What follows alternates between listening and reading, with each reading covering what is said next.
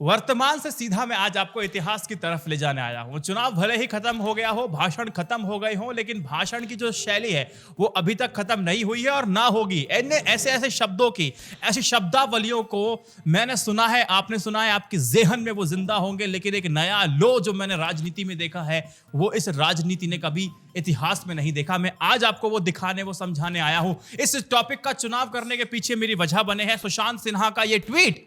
मुझे पता है कि पत्रकारों की भाषा भी इतनी गंदी हो चुकी है, इसको लेकर भी मैं हमेशा आपको बताता रहता हूं, उसकी बातचीत करता रहता हूं। सुशांत सिन्हा का ये ट्वीट देखिए। देश में मर जा मोदी के नारे लगाना तक अलाउड है, लेकिन छत्तीसगढ़ में पत्रकार का सटायर भी जेल में पहुंचा सकता है। गजबे है। और एडिटर्स गिल्ड नाम की 2 कौड़े की संस्था स्लीप मोड पर होगी हमेशा की तरह। जो रिस्पॉन्सिबल अथॉरिटी है उस पर सवाल उठाए जा रहे हैं।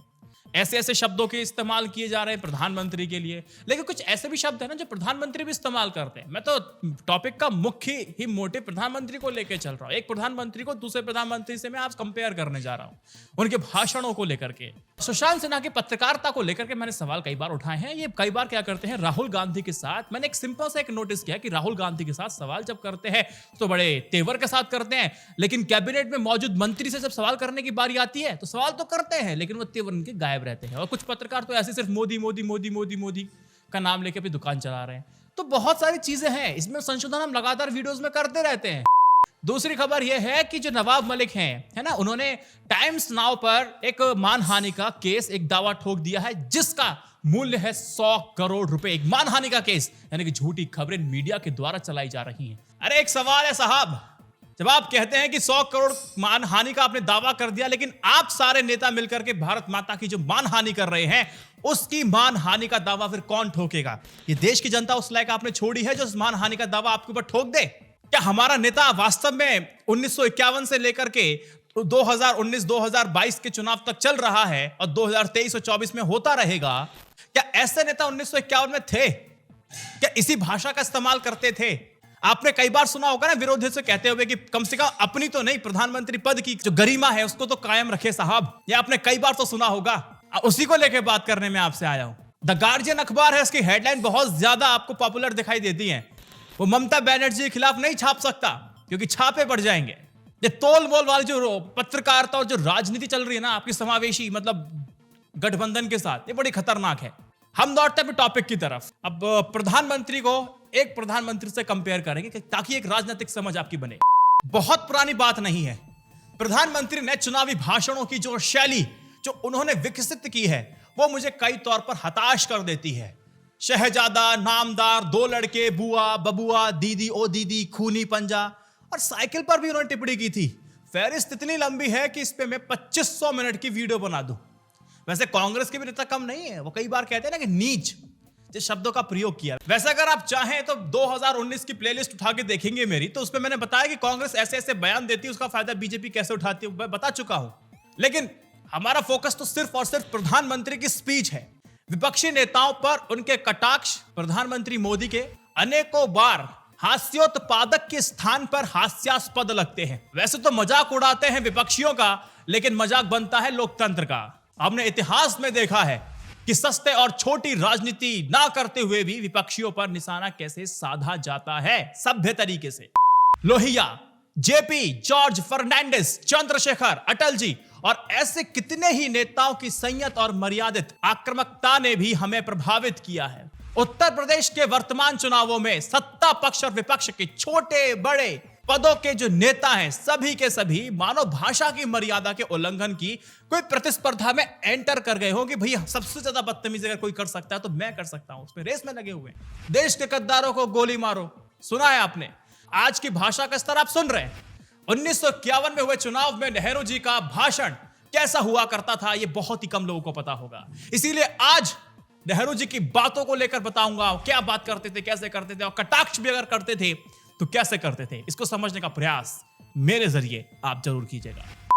नेहरू पहले आम चुनाव के पूर्व राष्ट्र के नाम संदेश देते हैं। सबसे पहले वो कहते हैं कि हमें चुनावों में सत्ता के दुरुपयोग के प्रति आगाह करते हुए समझाने की कोशिश करते हैं देशी जनता को।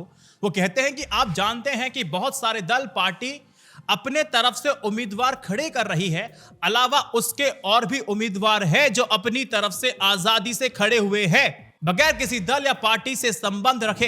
ये बात आपको याद रखनी होगी कि इस मामले में हर एक को बराबर का मौका मिलना चाहिए, हर पार्टी को मौका मिले और हर उम्मीदवार को मौका मिले। यह बात कोई एक पार्टी के हाथ में गवर्नमेंट है, इससे कोई फर्क नहीं पड़ना चाहिए। यानी कि जो लोग गवर्नमेंट में हैं, उनको कोई खास सहूलियत नहीं दी जानी चाहिए। हमने इस बात की हिदायत काफी सफाई से सब प्रदेशों में सब गवर्नमेंट के अफसर को भेज दी है कि वो अपना काम इस तरह से करें कि तरफदारी किसी का ना हो और आजादी से काम किया जाए। अब मैं आपको एक ट्वीट दिखाता हूं, रिटायर्ड आईएएस का ट्वीट मैं आपको दिखाता हूं। वो कहते हैं कि मतगणना तो होने वाली है, अगर आपको सरकार संबंधित व्यक्ति ये कहता है कि मतगणना में थोड़ी सी गड़बड़ी या काउंटिंग में गड़बड़ी करनी है या फिर कुछ झोल झाल करना है, तो उसको मत कीजिएगा। आप उसकी वॉइस को रिकॉर्ड कर लीजिएगा, लेकिन ये गंदा खेल मत कीजिएगा। ये रिटायर्ड आईएएस ऑफिसर है, इसका मतलब ये सारी चीजें होती हैं, यानी कि परिणामों को बदला जा सकता है या बदला जा रहा है। ये शक तो मेरे दिमाग में तो बो दिया है, लेकिन प्रधानमंत्री नेहरू ने साफ तौर पे कहा था कि अफसरों को साफ तौर पर कह दिया गया है, अगर कोई भी आपकी तरफदारी करे या आप पे कोई दबाव डाले, आप किसी चीज में मत आना, आप अपना काम आजादी से करना। आगे नेहरू जी कहते हैं कि आप जानते हैं कि बहुत सारे मिनिस्टर्स या मंत्रीगण गवर्नमेंट के हैं या फिर केंद्र हुकूमत में हैं या प्रदेशों में हैं, वो खुद खड़े होंगे चुनावों में।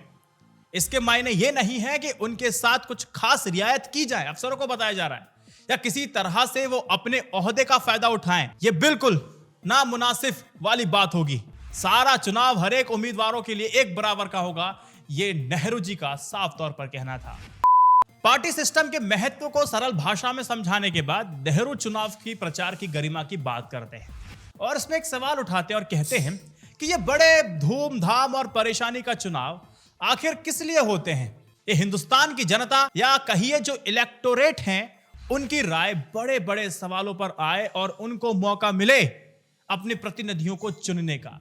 अब जाहिर है कि हर एक आदमी पूरे हिंदुस्तान भर में इन बड़े बड़े सवालों को तो समझ नहीं सकता है जो आजकल हम देखते हैं। इसलिए पार्टीज को बनाया जाता है, इसलिए दल बनते हैं जिनकी योजनाएं होती हैं, प्रोग्राम होते हैं, मैनिफेस्टोस होते हैं कि वो आगे क्या करेंगे। वो इन्हें जनता के सामने रखते हैं, बहुत प्रचार प्रसार करते हैं कि जनता इसको समझे और उसकी मदद करे और उनके उम्मीदवारों को वोट दे, जिता के ले जाए। इस तरह से आपके सामने तरह तरह की योजनाएं और प्रोग्राम रखे जाते हैं, अलग अलग दलों के और कभी कभी अलग अलग उम्मीदवारों के आपको मैनिफेस्टोस देखने को मिलते हैं और एक दूसरे पर हमला होगा, शोरगुल होगा, हरा हंगामा होगा। समझा जाता है कि इस हमले से और ये दिखाने की कोशिश होती है कि कौन अच्छा है और कौन बुरा है। इससे जनता को मौका मिलता है कि वो समझे कि क्या सवाल है और उसके बाद वो सही तौर तरीके से चुने। आप जानते हैं कि इलेक्शन एक ऐसी चीज है जिसमें लोगों को काफी जोश चढ़ा रहता है और जोश ही नहीं बल्कि उससे भी ज्यादा इसकी वजह से ऐसे मौके पर अक्सर गलत बातें भी होती हैं, गलत तरीके से बताया भी जाता है। इस बात को हमें खास ध्यान रखना होगा, इस बात की ज्यादा कोशिश करनी होगी कि हर उम्मीदवार या फिर एजेंट या फिर कोई ऊंचे दर्जे का बर्ताव करे। जो कुछ हमने अपने व्याख्यानों में या स्पीचेस में कहे हैं या जो कुछ हमने लिखे हैं, उसमें कोई व्यक्तिगत बात या फिर जातिगत बात ना हो या जाति हमले ना हो। खाली सिद्धांतों पर, उसूलों पर और पॉलिसीज पर, प्रोग्राम पर, सब कुछ हमें इसी पर करना है। और ये बात बहुत गलत होगी जब आप एक दूसरे पर गाली दे रहे होंगे। ये नेहरू जी सभा में खड़े होकर समझा रहे हैं। नेहरू जी आगे कहते हैं कि जय पराजय की संभावना को स्वीकार करने की सलाह देते हैं। ऐसा नहीं कि आप जीत के बड़े खुश हैं और हार के मुंह लटकाए बैठे, नहीं। प्रजातंत्र में जो दो बातें समझनी है वो ये है कि किसी तरह से जीते और किसी तरह से हारे। जीतना भी शान होनी चाहिए बगैर शेखी के और हारना भी शान होनी चाहिए। ये ना हो कि जीतने वाला बहुत ऐंठ में है और हारने वाला बहुत परेशान है। और एक हिदायत ये भी देते हैं कि अपने मत को पैसे के बदले में मत बेचना, आलस्य त्याग करके मतदान करने की सलाह देते हैं। और बाद में संदेश के अंत में नेहरू जी कहते हैं, हमारे देश में जो माइनॉरिटी कम्युनिटी है, कम तादाद में जो कौमें हैं, उनकी तरफ हमें हमेशा ध्यान देना है और हमारी उन जातियों पर जो कि अनपढ़ हैं या वो कमजोर हैं, हमें उन पर ध्यान देना है। देखो, अब नेहरू जी की बहुत सारी बातें हैं जो समझा रहे हैं। नेहरू जी पाकिस्तान में हुए सांप्रदायिक दंगों और गांधी जी की हत्या तथा उससे लगे आघात का जिक्र भी अपने चुनावी भाषण में करते हैं। वो समझाने की कोशिश करते हैं देश की जनता को, अगर हम सब इन सारी घटनाओं से सबक अगर ले तो हम बहुत कुछ सीख सकते हैं। हम आपस में मिलकर के रह सकते हैं। भारत की 35 करोड़ जनता चाहे किसी प्रांत में रहे, चाहे किसी धर्म मजहब की हो, सब भारतीय हैं, हिंदुस्तानी हैं। पहले आप भारत का इतिहास देखिए। भारत की संस्कृति यह भी है कि अपने धर्म में लोग रहते हैं और दूसरे के धर्म का आदर करते हैं। तो यहां पर इतिहास से जोड़कर के भी नेहरू जी कहते हैं कि सम्राट अशोक ने भी अपनी जनता को आदेश दिया था कि तुम अपने धर्म में रहो लेकिन औरों के धर्म का आदर करो। जितना तुम औरों के धर्म का आदर करोगे उतना ही तुम्हारा धर्म, तुम्हारी संस्कृति आगे बढ़ेगी। तो ऐसा ही कुछ मुझे लगता है कि अकबर भी बहुत सेकुलर था इस हिसाब से। और बाकी मुझे कमेंट सेक्शन में बताना, एक नई बहस छेड़ूंगा तब एक टॉपिक पे आऊंगा। जब नेहरू जी आलोचना करते थे तो वो किस प्रकार करते थे मैं आपको बताता हूं। जेपी और आचार्य कृपलानी का वो आपको याद होगा, उनके द्वारा तीखी आलोचनाएं हो रही थी। तो नेहरू जी कहते हैं कि ठीक है भाई, आलोचना कर रहे हैं, अपनी सरकार की उपलब्धियों की चर्चा है और कांग्रेस पार्टी तथा कांग्रेस सरकार गलतियों की बेबाक को स्वीकृत करती है। लोग कहते हैं कि कांग्रेस में खराबी आ गई है, दुर्बल हो गई है, झगड़े हुए हैं, और ये सारी बातें सही है। नेहरू जी कहते सारी बातें सही है, मैं इन बातों से इनकार नहीं करता हूं, क्योंकि जब स्वराज आया तो हमारे बहुत सारे लोग समझे कि अब स्वराज आ गया, अब कुछ करने की आवश्यकता नहीं, अब तो स्वराज आ गया, अपने आप सब बातें होंगी। और हमारे कांग्रेस के कार्यकर्ता भी ढीले पड़ गए और ऐसे लोग भी कांग्रेस में आ जाते हैं जिन्हें देश सेवा से कोई बहुत अधिक फिक्र नहीं थी। जब तक कांग्रेस लड़ाई लड़ती थी इसमें आने से कतराते थे, फिर स्वराज मिल गया तो इन्हें भय तो रहा नहीं, कांग्रेस में आए इनाम लेने लगे। कोई खतरे के लिए तो इनाम थोड़ी ना ले रहे थे। तो कुल मिलाकर के जवाहरलाल नेहरू बड़ी शालीनता से सबका जवाब वो देते रहते हैं, सब सुनते रहते हैं, वो कहते रहते हैं। कहीं पर भी वो आतुरता देखने को नहीं मिलती, कहीं शब्दों का प्रयोग नहीं मिलता जिससे कुछ गरिमा उनकी पद की कम हो। ये सारी बातें आप आर्काइव में जाकर खुद पढ़ सकते हैं। उन्होंने समझा दिया कि लोग क्यों गुस्सा हैं। लेकिन नेहरू जी का औरतों के प्रति क्या सोचना था ये भी मैं आपको बताता हूँ। वो हमेशा औरतों से अपील करते थे। वो कहते थे कि भाई देखो ना, आप पर्दा छोड़ो, राष्ट्र निर्माण में आप सक्रिय हो जाओ, उस पर हिस्सेदारी लो। ये नेहरू जी के शब्द हैं। और आज के दौर में जो नेताओं की शब्दावली है, जो कर्कश वाणी है, उसके लिए भी नेहरू जी पहले ही कह गए थे। 1951 में नेहरू जी कहते थे कि सारे राजनीतिक दल बस झूठ और धोखा बांटने में लगे हुए हैं। 1957 में वो चिंतित होकर के प्रतिक्रिया देते हैं कि चुनावों में बुनियादी मुद्दे का उल्लेख शायद ही कोई करता है। और 1962 में वे चुनावों की तुलना किसी विश्वविद्यालय से करते हैं जो 37 करोड़ भारतवासियों को लोकतंत्र की शिक्षा प्रदान करने का माध्यम है।